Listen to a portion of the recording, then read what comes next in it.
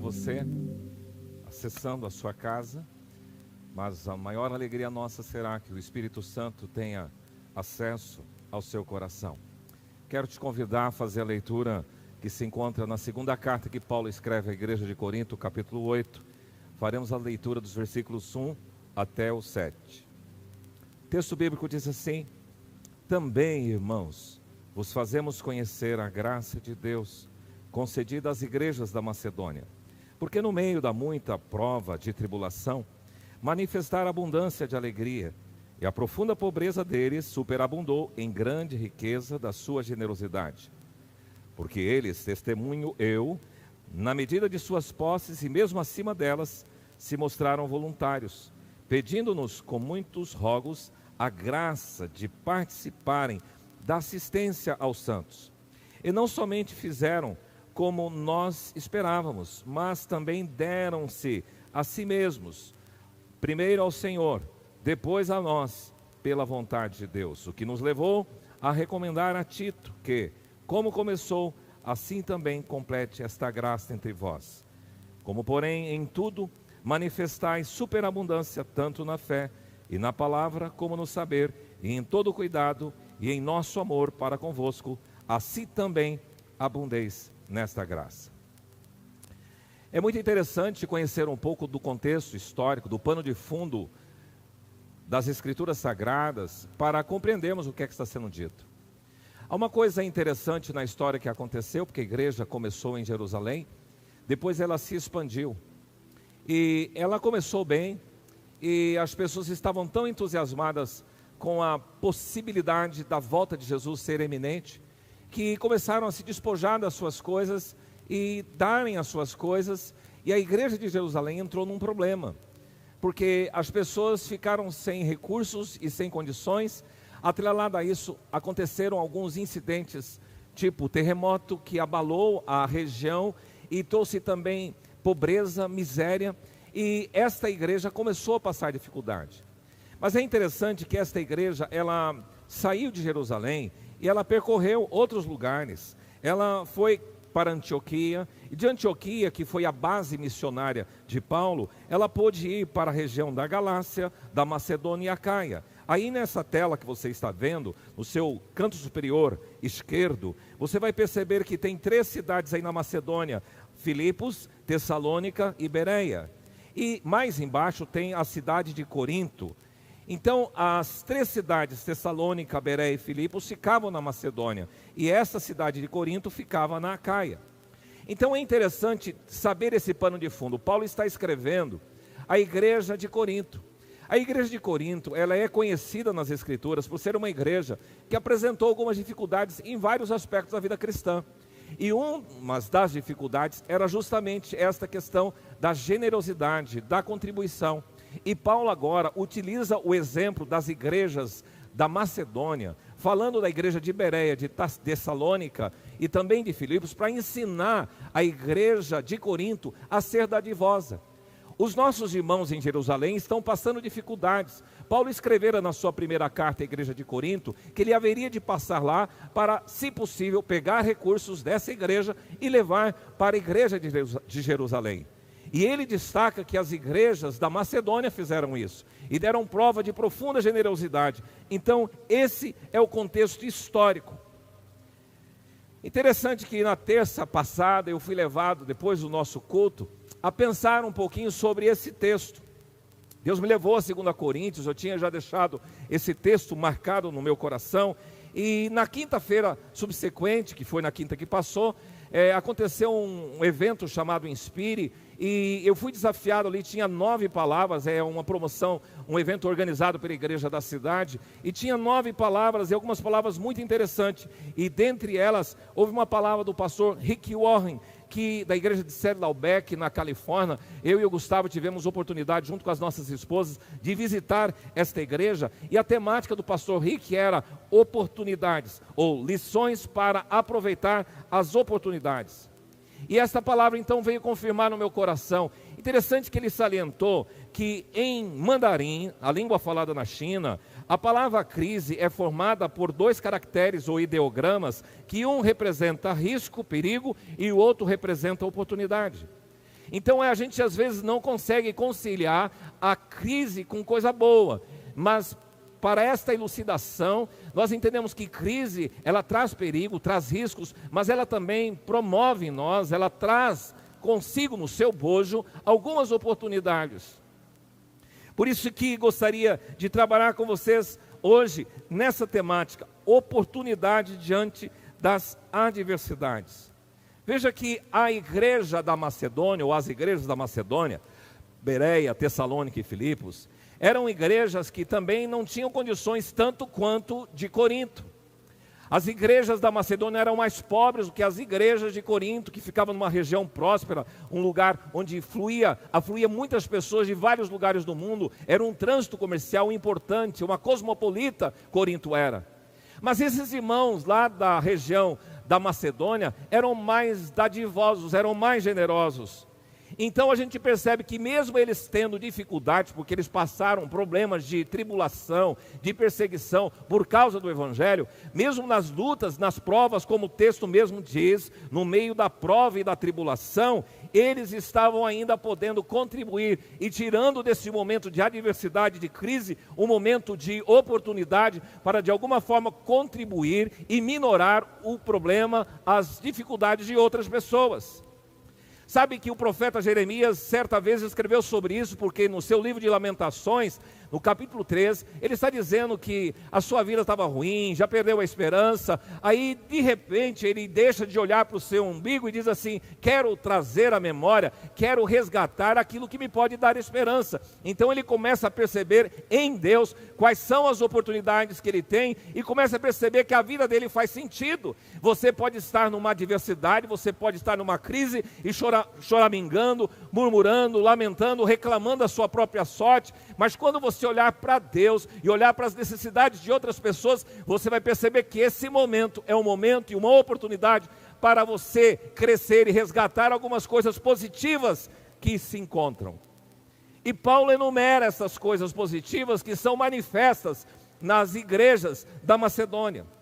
As situações adversas e difíceis são oportunas para resgatar em nós, em primeiro lugar, a alegria. Paulo diz aí no versículo 2, porque no meio da muita prova de tribulação, manifestaram abundância de alegria. Alegria é uma virtude cristã. Estar contente, regozijar, estar bem, sentir-se satisfeito e ter prazer. Não quer dizer que todo dia a gente vai estar com um sorriso na nossa face, mas quer dizer que a alegria do Senhor é o motivo da nossa força, como a própria palavra diz. A própria palavra diz: eu me alegrarei no meu Senhor, no Deus da minha salvação. Jesus também ensina assim também vós tendes tristeza, mas outras vezes vos verei, e o vosso coração se alegrará, e a vossa alegria será completa. Então nós somos alegres por causa de Jesus, por causa do Deus que nós cremos, e a alegria nele é a nossa força, é a nossa resistência para aplacar, para enfrentar e combater todas as adversidades. Então as crises e as adversidades são oportunidades para a gente resgatar a alegria do nosso coração. E essa alegria precisa ser estimulada. Por isso que Paulo, ele diz isso: alegrai-vos sempre no Senhor. Arrume motivos para você manifestar o seu contentamento, o seu prazer em Senhor. Neemias quem registrou esta abordagem: não vos entristeçais, porque a alegria do Senhor é a vossa força. E a gente percebe que essa alegria na adversidade é um exercício mesmo. E a filosofia de Paulo também foi aplicada, porque Paulo não estava ensinando a igreja de Corinto algo que ele não vivia, falando acerca dos macedônios, algo que ele não vivia. Ele mesmo registra em Filipenses 4:11, assim: digo isso não por causa da pobreza, porque aprendi a viver contente em toda e qualquer situação. Tanto sei estar humilhado, como também ser honrado. De tudo e em todas as circunstâncias já tenho experiência, tanto da fartura como de fome, assim de abundância como de escassez. Ele declara: tudo posso naquele que me fortalece. A filosofia ministerial de Paulo é essa: entristecidos, mas sempre alegres. pobres, mas enriquecendo a muitos, nada tendo, mas possuindo tudo. Parece um paradoxo, entristecido, mas sempre alegre. Quer dizer que mesmo enfrentando situações difíceis, adversas, de aflição, de restrição, de tristeza, de contrariedade, mas buscando se alegrar no Senhor, porque a alegria do Senhor é a nossa força. A alegria, inclusive, é tratada por Paulo, quando escreve à igreja da Galácia, como um dos gomos do fruto do Espírito Santo. Alegria é uma manifestação do Espírito Santo na sua vida, quando você consegue tirar, mesmo na adversidade, alegria, motivo para rir, para sorrir, para manifestar o seu prazer, a sua felicidade, a sua bem-aventurança, o seu regozijo nele. Nós temos todas as segundas-feiras reunião da nossa equipe ministerial. E as nossas reuniões servem para alguns propósitos. Os básicos são avaliar, planejar e prestar contas. Temos alguns momentos interessantes que são de cobrança, de zelo, de avaliação, mas a gente tem muitos momentos descontraídos dentro da nossa própria reunião. Nós rimos à beça. É só olhar esses dias, vocês perceberam aqui o Gustavo, o pastor Gustavo e o Júnior fazendo uma dramatização de dois caipiras. São eles mesmos. Eles agem assim. Então a gente pode aproveitar as circunstâncias do seu casamento, precisa ter momentos descontraídos, a sua vida familiar, com seu cônjuge, com seus filhos, precisa rir de nós mesmos. E é isto, na adversidade nós precisamos encontrar esta força, entristecidos mas sempre alegres, porque a alegria do Senhor é a nossa força. Mas em segundo lugar, as situações adversas são oportunas para resgatar, além da alegria, Paulo menciona a generosidade. Essa foto ela é curiosa, olha só o tamanho desse elefante, do animalzinho do lado, e o cuidado dele de dar uma cobertura, de repartir o pouco que tem. A partir do versículo 2, 3 e 4, nós estamos descobrindo aqui, através de Paulo, como é que a igreja da Macedônia, como é que os irmãos de Filipos, de Tessalônica e de Bereia se comportaram.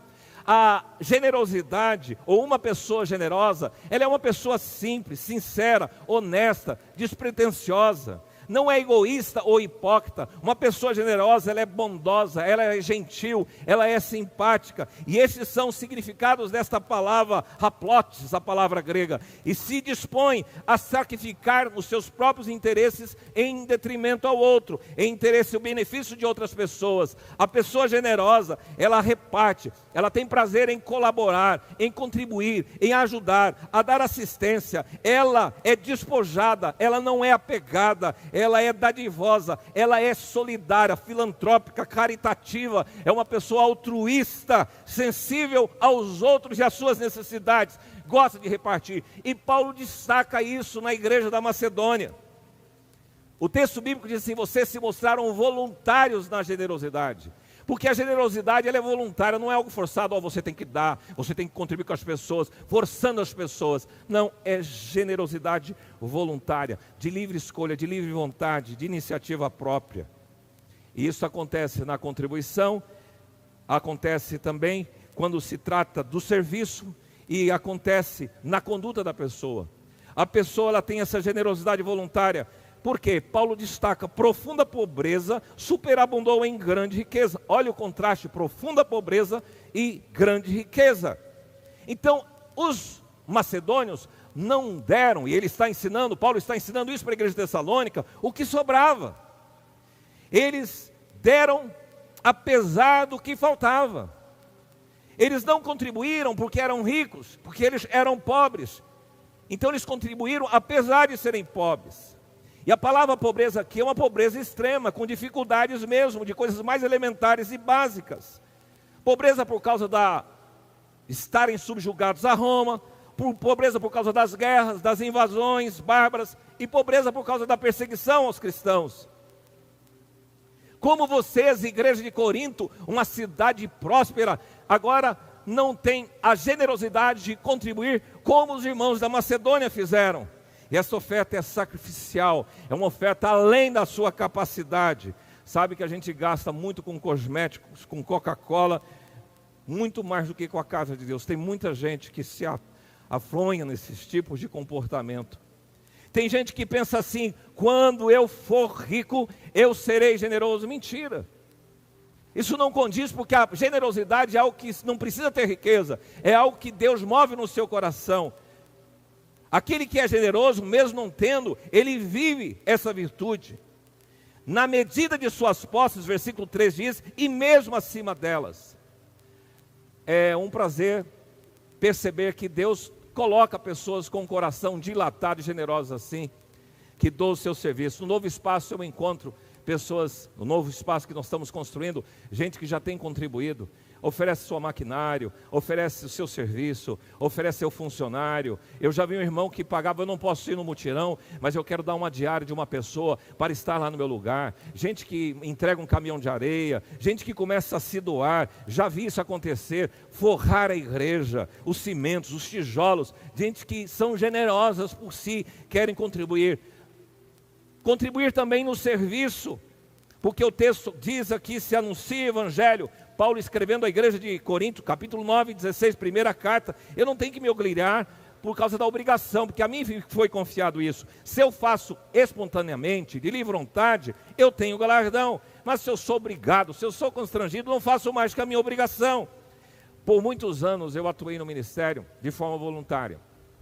Por ser vocacionado, eu tinha meu sustento na empresa onde eu trabalhava, e eu pude servir a Deus de forma voluntária, até que depois eu tive que assumir efetivamente mais o ministério. Mas muitas pessoas pensam: ele é voluntário, por ser voluntário, ele não tem responsabilidade. Não é isso, é uma generosidade voluntária, mas algo responsável. Eu conheço alguns irmãos dessa mesma igreja, alguns presbíteros aqui deste lugar, que mesmo estando em disponibilidade, não estando ativo no seu ministério, presbíteros que estão envolvidos com a comunidade, estão envolvidos nas orações, pessoas que visitam, que amam a igreja. Isto é uma generosidade voluntária, um desejo de servir.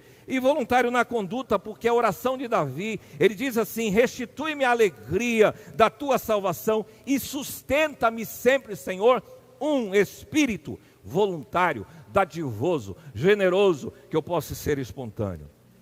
Mas também essa generosidade, além de ser generosidade voluntária, é uma generosidade altruísta, que pensa no bem-estar dos outros. E ele diz: na graça de participarem da assistência aos santos, de prover, de suprir, de abastecer, de assistir aquelas pessoas que nada têm. A igreja da Macedônia diz, Paulo registra, que eles pediram, imploraram: Paulo, deixa a gente participar disso que você está levantando para a igreja de Jerusalém. Inclusive a palavra assistência aqui é koinonia, comunhão. Agora tem duas palavras gregas, a koinonia, que é comunhão, e o serviço, que é diaconia. Sempre a comunhão anda junto com a diaconia, com o serviço, com a dádiva assistencial, aquela que ajuda as pessoas. E essa generosidade, ela é habitual. Há uma palavra do pastor Robert Morris, escrevendo um livro, Uma Vida Abençoada, que ele me deixou desafiado. Porque ele falou assim: a primeiro momento que a Bíblia aparece, no registro de Gênesis, lá no Éden, quando Deus diz assim para Adão e Eva: de todas as árvores do jardim vocês podem comer, mas a árvore do conhecimento do bem e do mal, não, essa árvore é minha. Esse pastor ensina que ali Deus já estava nos ensinando sobre mordomia. Tudo é de vocês, mas esse é meu. Como que se dizendo assim: a 10ª parte, o dízimo é meu, isso é meu, não mexa. Então uma generosidade habitual, o princípio bíblico do dar, o princípio bíblico do dízimo, de dar a primícia, a 10ª parte de tudo aquilo que eu recebo. E que alegria ver irmãos contribuindo com temor ao Senhor, com aquela consciência: isso não é meu, é do Senhor. Com aquela consciência de prioridade. A primeira coisa, aprendi isso desde menino com meu avô, que tinha uma quitanda. Todo final de dia ele pegava da sua caixa lá de dinheiro, das suas vendas, e ele separava 10% da sua renda, colocava numa caixa de sapato. Aprendi isso. Então todas as vezes que recebia dia 20 o meu salário, a primeira coisa, o meu maior prazer era fazer isso. E antes de ser bancário, trabalhando na feira, vendendo limão, vendia minha caixa de limão, pagava a despesa do limão, e aquele lucro, a 10% era do Senhor. Então é uma consciência de correção e zelo, uma consciência de fidelidade, e Deus vê isso com muita alegria. Permita-me contar uma outra experiência pessoal. Nosso filho prestou durante 3 anos vestibular para a medicina. E numa das vezes, ele havia passado numa escola particular, e na época o custo era R$ 3.500, a matrícula. E eu percebi que, Neia, como nós vamos fazer? Se precisar descapitalizar, nós vamos descapitalizar, mas nós vamos sustentar esse menino. Mas ele tomou uma decisão: pai, eu vou passar numa escola pública, e ele se empenhou e passou numa universidade federal. Mas eu me recordo que antes disso acontecer, eu falei: Deus, quando ele estava nesse processo, eu e Neia, voltando de um momento de férias de Caldas Novas, Neia, nós vamos nos propor no coração que se o nosso filho passar numa universidade federal, ao invés de nós termos que pagar e dilapidar tudo aquilo que a gente tinha para sustentá-lo, nós vamos assumir um compromisso diante de Deus, de a partir de agora, além dos nossos dízimos, nós vamos assumir um compromisso missionário, de ofertas missionárias. E desde então, já há mais de 10 anos, nós assumimos esse compromisso e Deus tem honrado. Mas é uma generosidade voluntária, é uma generosidade habitual que Deus colocou no nosso coração, porque a koinonia, a comunhão, promove a diaconia. Você pode contribuir com outras pessoas, você pode ajudar missionários, você pode ajudar a obra do Senhor. Você é desafiado nesta manhã a superabundar, porque a adversidade sua, mesmo na restrição que você está tendo, vai te estimular a ser uma pessoa alegre e contente, mesmo na tristeza, mas uma pessoa também generosa, mesmo na sua escassez. Eu conversava com um irmão recentemente que dizia: pastor, a cada roupa que eu recebo, que eu compro, eu dou uma. Você é abençoado quando você doa. A Bíblia nos ensina a dar. Eu conheço muitas pessoas assim, e é bom estar do lado de pessoas generosas. Eu aprendo com essas pessoas e percebo o quanto essas pessoas são abençoadas. E eu não estou de gente abastada, estou de gente simples, estou dizendo de pessoas que têm pouco, mas aprenderam que dar é melhor que receber, como a palavra do Senhor Jesus Cristo que Paulo declara. Dedicam as suas primícias, coisas e atitudes de gente que diz assim: pastor, leva essa mandioca, ou um irmão que você abençoa, tá essa cesta básica. Pessoas que são levantadas para te abençoar com uma torta de frango, com um bolo. Há uma irmã aqui, há muitos anos atrás, a esposa do Benedito Troquês, irmã Edith, o primeiro pão que ela assava vários pães, o primeiro ela dedicava para alguém. Isto é generosidade. Eu fiz essa camponata, eu fiz esse lanche, vou levar para aquele meu irmão, vou fazer uma oferta para aquela pessoa. Nós desafiamos esses dias a nossa equipe ministerial, quando forem fazer a entrega das cestas básicas, se estiverem pela rua e Deus direcionar, doa aquela cesta para alguma pessoa e deixa o evangelho plantado ali. Isto é generosidade, porque somos abençoados quando damos. E é isso que a adversidade nos ensina. Situações adversas são oportunas para resgatar a sua alegria, mas também para resgatar a sua generosidade. E Paulo continua no versículo 5, para resgatar a sua dedicação. Porque versículo 5 diz: não somente fizeram como nós esperávamos, mas também deram-se a si mesmo como primeiro ao Senhor, depois a nós, pela vontade de Deus. Deram-se a si mesmos, se ofereceram, dar-se a alguém como se pertence a ele, é a expressão usada aqui por Paulo. Dar-se a alguém, segui-lo como mestre, é como nós podemos fazer com Jesus. Dar-se a alguém para cuidar dos interesses dessa pessoa. Dar-se a alguém a quem já se pertencia, é retornar e dedicar-se primeiro ao Senhor, Paulo menciona. Isso coaduna com o princípio de Jesus em Mateus 6,33, que diz: buscai, pois, em primeiro lugar o seu reino e toda a sua justiça, e todas as coisas vos serão acrescentadas. Esse versículo eu acompanho como lema de vida desde 11 anos de idade, porque eu entendi: se eu priorizar Deus na minha vida, o reino dele, o que comer, beber e vestir, Deus vai acrescentar, Deus vai providenciar a minha vida profissional, Deus vai prover também o meu casamento, Deus vai prover os meus filhos, Deus vai prover a minha aposentadoria, se eu colocá-lo como prioridade na minha vida. Então, meu querido, faça uma análise dessa proposta do Senhor. Qual é o lugar, qual é a prioridade que Ele tem na sua vida? Dedicaram-se a Deus, consagraram-se ao Senhor, no sentido também de dedicar-se às pessoas, porque agora no versículo 2 ele diz assim, também dedicaram-se a nós, pela vontade de Deus. A parábola do bom samaritano, Jesus conta para responder uma pergunta: quem é o meu próximo? E Jesus conta de que um homem estava caminhando de Jericó a Jerusalém e foi assaltado por bandidos e deixou o cara semi-morto. Passa um sacerdote, passa um levita e nada fazem por aquele homem. Mas passa um samaritano que era discriminado pelos judeus e ele pega aquele homem, cura suas feridas, coloca no seu animal e leva para uma estalagem. Quem é o próximo? O próximo é aquela pessoa que está ao seu lado, que está passando alguma necessidade. E é isso que Jesus quer ensinar. E ele descreve no seu sermão escatológico que todas as vezes que você fez alguma coisa a um dos pequeninos, Jesus diz, a mim o fizestes. Então ele ensina a nossa dedicação. O momento adverso não pode restringir a tua atitude de consagração, de dedicação ao Senhor, de dedicação às pessoas. É necessário desafiar-nos a investir na solidariedade, investir nas pessoas, investir o nosso tempo, os nossos recursos, a nossa atenção, poder acudir, poder orientar, aconselhar, visitar, chorar e estar com aquela pessoa. Recebemos uma notícia ontem à tarde, muito triste.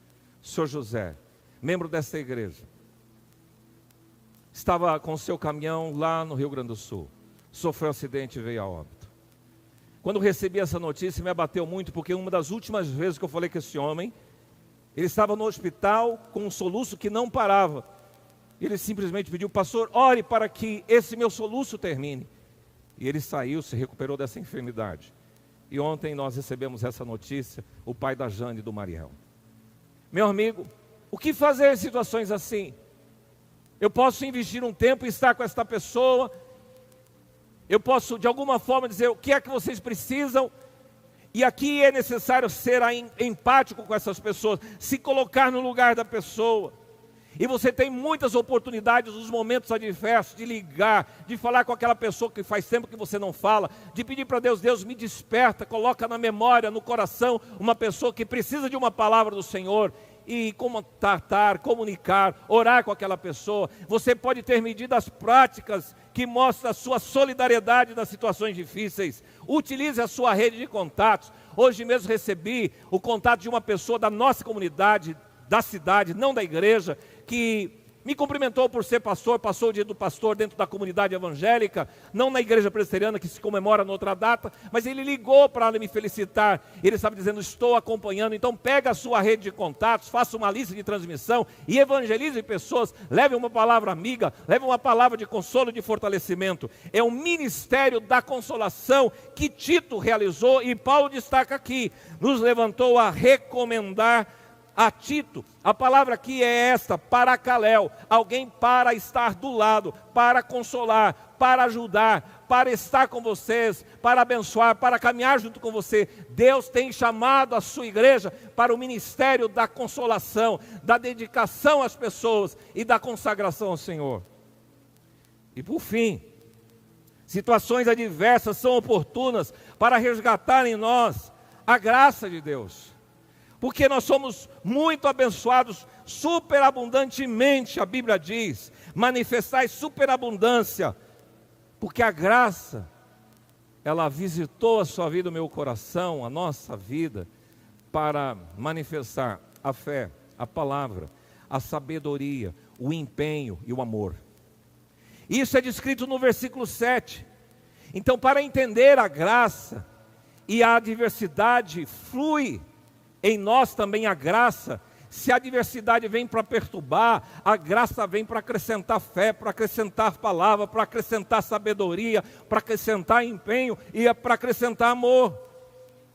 Paulo continua nessa carta, no versículo 9 desse capítulo 8, conheceis a graça de nosso Senhor Jesus Cristo, que sendo rico, se fez pobre por amor de vós, para que pela sua pobreza vos tornasse ricos. Então a graça que se traduz em primeiro lugar pela fé, que são as nossas convicções, que não é um passo no escuro. Como o autor aos Hebreus descreve, a fé é a certeza das coisas que se esperam, a convicção de fatos que não se veem. É o conteúdo, a minha crença, o legado que a palavra me trouxe. E logo em seguida você já percebe Paulo fazendo uma ponte entre fé e palavra. Porque a fé vem pelo ouvir, e ouvir a palavra de Deus. Então vocês têm sido ampliados no momento de adversidade na fé e na palavra. A palavra como meu manual de fabricante, a palavra como um martelo que quebra o coração duro, a palavra que é uma espada de 2 gumes, a palavra que é como água que limpa, a palavra que trata o meu coração, que limpa as cascas grossas da minha vida. E eu tenho que trabalhar isso no meu íntimo. Quando esses momentos de adversidade acontecem, eu tenho que ser fortalecido na palavra. Toda a escritura é inspirada por Deus e ela é útil para o ensino, para a correção, para a educação na justiça, a fim de que o homem de Deus seja perfeito e perfeitamente habilitado para toda boa obra. Graça traduzida em fé, graça traduzida em palavra, graça traduzida em sabedoria. Paulo destaca, existem 2 palavras gregas para sabedoria, sofia e gnosis. A palavra que Paulo utiliza aqui é gnosis, trata da inteligência, do entendimento, do conhecimento aplicado, sabedoria moral. Paulo usa essa palavra para mostrar que nós precisamos, nos momentos de adversidades, nos portar com sabedoria. Porque o conhecimento é a mera informação, é o conteúdo, é a matéria, é o arcabouço daquilo que sabemos, os conceitos. Mas a sabedoria é a aplicação inteligente desse conhecimento, é a prática do conhecimento na vida cotidiana. E podemos ter conhecimento da palavra, mas sem ter a respectiva sabedoria, porque a sabedoria é quando nós sabemos aplicar a palavra conhecida. A sabedoria é a prática da palavra. É a encarnação da palavra, é a palavra viva. Infelizmente existe um analfabetismo bíblico da igreja evangélica moderna. Porque os crentes não leem a palavra, os crentes não meditam na palavra, não estudam a palavra, não ruminam a palavra, não decoram a palavra, não guardam a palavra. Os crentes são analfabetos, não memorizam, consequentemente não aplicam, porque se não sabem, não conhecem. E se tornam ignorantes, se tornam apedeutas, se tornam insensatos, imprudentes, precipitados e com toda falta de insensatez, ou de sabedoria e com insensatez. Haja vista a forma como muitas pessoas que se intitulam cristãs se portam nas redes sociais. Eu lamento, queridos, que algumas pessoas que se dizem cristãs colocam nas redes sociais situações que não contribuem, que não agregam, que não edificam, mas que polemizam, que criticam, que reclamam, que fazem levante, que provocam, que incitam. Meu amigo, a palavra nos ensina que na adversidade nós devemos ficar levantando animosidade entre as pessoas, nós devemos ser cidadãos que transmitem graça, transmitem paz e edificação. Tem gente que faz questão de expor as suas opiniões pessoais, levantar suas bandeiras. Eu ouvi ontem a Mir Klink numa entrevista na CNN, ele diz assim: olha, eu não tenho que ficar aí concordando se deve ou não usar máscara, fica dentro de casa ou sai dentro de casa, o importante é que a maioria decidiu e eu tenho que encarar. Olha o que esse homem está dizendo. Então cuidado com a sua polarização, com as bandeiras que você levanta, bandeiras que dividem, que polemizam, que criticam, e você faz questão de estampar isso. Isso não é sabedoria, isso é insensatez, isso é tolice. Para de brigar, para de debochar, para de provocar as pessoas, de expor a comunidade cristã. Gente, como é que pode isso? Quanta insensatez, quanta falta de sabedoria. Grave, ouvir é mais sábio do que falar. O momento histórico que estamos vivendo é chamado hoje de novo normal. Já está sendo comum nas mídias sociais falar novo normal. Um empresário chamado Nizam, ele estava dizendo o seguinte, que no novo normal nós temos que aprender a ouvir. Meu amigo, isso é só no novo normal. Na orientação bíblica, a Bíblia diz que é mais sábio ouvir do que falar. Todo homem seja tardio para falar. Fale menos, escreva menos, se exponha menos, esteja com os ouvidos abertos ao Senhor. Por isso que esta graça do Senhor se manifesta em fé, se manifesta na palavra, se manifesta em sabedoria, mas se manifesta em empenho, porque o texto diz com todo cuidado, significa com toda aplicação, com toda solicitude, com toda seriedade, com toda diligência, com toda intencionalidade, com todo esforço, com toda aplicação, dedicação, zelo e cuidado. E Paulo destaca que Tito, ele demonstrou a mesma solicitude, esse mesmo empenho por vocês. Alguns anos atrás eu estava um pouquinho esmorecido e Deus me levou ao texto de Hebreus 6 e dizia assim lá no texto: olha, Deus não é injusto para ficar esquecido do vosso trabalho e do amor que você evidenciou para com os santos, tal. Falei, pô, que legal. Aí depois o texto continua, que você deve, porém, continuar cada um de vós mostrando até o fim a mesma diligência, o mesmo empenho, a mesma dedicação, a mesma aplicação para a certeza de esperança. O que preside com diligência, no zelo, sejam aplicados, não sejais remissos, essa expressão, sejam firmes nos propósitos, isto é a dedicação. E por fim, na graça que se manifesta através da fé, através da palavra, da sabedoria, do empenho e do amor. Por isso que Paulo menciona, e em nosso amor para convosco, o amor fraterno, o amor de irmão, o amor encarnado, é aquela palavra do Francisco de Assis que diz assim: vai lá e ame, e se necessário for, use palavras. É um amor que se materializa, um amor concreto, um amor que se doa, é um amor abrangente, como o próprio Deus amou o mundo que deu. É um amor abrangente porque todos os vossos atos sejam feitos com amor. Um amor arraigado, é visceral, é entranhado, é de coração, é um amor palpável, demonstrável, visível, tangível, verdadeiro. Interessante que essa questão de máscara veio trabalhar conosco muito outros sentidos, porque escondeu-se o sorriso das pessoas. E agora nós temos que perceber nos olhos, através da visão, o que é que está sendo comunicado. Os seus olhos podem comunicar amor. O sorriso pode ser comunicado através da visão. Antigamente quem usava máscara era bandido, para se ocultar. E máscara hoje alterou a nossa estética. Não dá para ver o sorriso. Você é desafiado a ampliar a sua forma de comunicar através da sua expressão facial. Eu ouvi a Dr. Fernando, que é um neurocirurgião, dizendo de 13 estágios do amor. Isso se aplica a casamento, mas se aplica em outras direções. Ele fala o amor adolescente, o amor maduro e o amor companheiro. São 3 fases. Num relacionamento, por exemplo, esse amor adolescente é o amor paixão que acaba logo, nos primeiros períodos de um relacionamento conjugal. Mas logo em seguida pode entrar o amor romântico, que é mais calmo, tranquilo, que confia mais e que aceita aqueles defeitinhos, e é chamado de um amor maturidade. Mas o amor companheiro é o terceiro elemento, que é um amor que depende da vontade dos dois, que começa a compartilhar a angústia, a compreender os dramas de cada um. E é esse amor na sua plenitude que Deus quer que você desenvolva. Avalie você mesmo. Oportunidades diante das adversidades. A igreja de Corinto, da Acaia, uma igreja rica, mas pobre espiritualmente, está sendo desafiada por Paulo a dilatar, a superabundar, a crescer, como a igreja da Macedônia, a igreja de Filipos, de Tessalônica e de Bereia. Corintienses, mesmo diante das adversidades, a igreja da Macedônia, elas puderam manifestar algumas coisas lindas. Eles entenderam que a crise e as perseguições que eles viviam eram um perigo, era risco, mas também eram oportunidades. Oportunidades de quê?